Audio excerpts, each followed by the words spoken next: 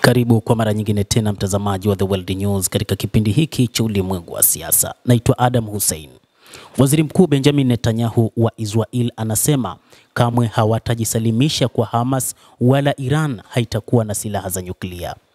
Waziri mkuu huyo anasema kwamba Hamas inaendelea kuwepo kutokana na Iran na wanasema watahakikisha wanalisambaratisha kundi hilo ikiwa ni pamoja na kundi la Hezbollah la nchini Lebanon.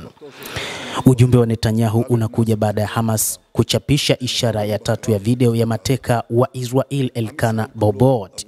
Waziri mkuu huyo Benjamin Netanyahu alihutubia raia wa Israel katika ujumbe uliorekodiwa hapo awali Jumamosi, muda mfupi baada ya kumalizika kwa masuala ya ibada kuelekea katika kipindi cha Pasaka. Sitajisalimisha kwa wauaji. Kujisalimisha kama huku kutahatarisha watu wa Israel.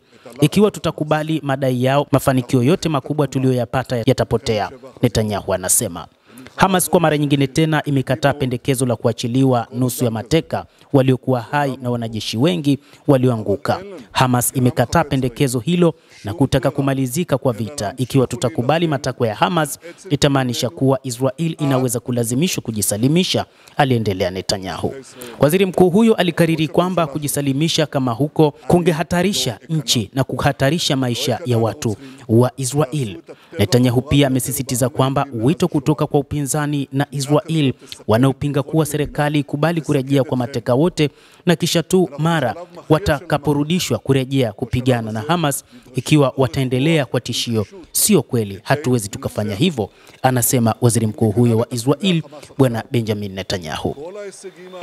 Moja kati ya mambo muhimu ambayo Israel inayangalia ni kuliangamiza kabisa kundi hilo kutokana na kitendo cha kukataa kukubali juu ya masuala ya kusitisha mapigano. Netanyahu alisema kwamba Hamas ni waovu na wakatili. Wao si wajinga na hawatakubaliana na hali hiyo. Aidha, jumuiya ya kimataifa isingeruhusu, na wale wanaotetea mbinu hiyo hawaelewi jinsi mahusiano ya kimataifa yalivyo na yanavyofanya kazi. Ikiwa tutakubali maagizo ya Hamas sasa, mafanikio yote makubwa ya vita ambayo tuliyapata kwa sifa za askari wetu na waliojeruhiwa na mashujaa wetu wote, mafanikio haya yote yatatoweka. Kama waziri mkuu wenu, sitajisalimisha kwa wauaji waliofanya mauaji mabaya zaidi dhidi ya Wayahudi tangu mauaji ya Holocaust.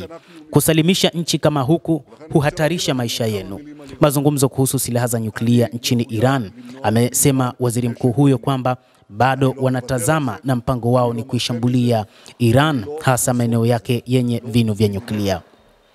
Video iliyokuja wakati Marekani na Iran zikifanya duru nyingine ya mazungumzo ya nyuklia.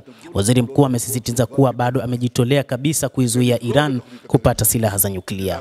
Pia aliwashambulia wale ambao wamemkosoa hivi karibuni kwa kushindwa kuchukua hatua za kijeshi dhidi ya vituo vya nyuklia vya Iran, akidai kuwa wakosoaji hao walipinga hatua alizochukua dhidi ya Iran siku za nyuma. Inachekesha kusikiliza ukosoaji wa wale waliopinga hatua nilizochukua za kudhuru na kuchelewesha mpango wa nyuklia wa Iran katika siku za nyuma, hatua ambazo bila Iran ingekuwa na silaha za nyuklia miaka 10 iliyopita, Netanyahu anasema. Ukosoaji huo umekuja kufuatia ripoti kwamba rais wa Marekani Donald Trump hivi karibuni alizuia makombora, ambapo alipendekeza kwamba Israel haipaswi kufanya shambulio lolote katika vituo vya nyuklia vya Iran, jambo ambalo bwana Netanyahu amesema lazima wataishambulia Iran hata bila ya msaada kutoka nchini Marekani. Mtazamaji wa The World News, endelea kutufuatilia, lakini usisahau kulike, usisahau kucomment, kadhalika na kusubscribe channel yetu hii ili upate habari hizi kwa mapana hapa The World News. Naitwa Adam Hussein, endelea kuwa nasi wakati wote.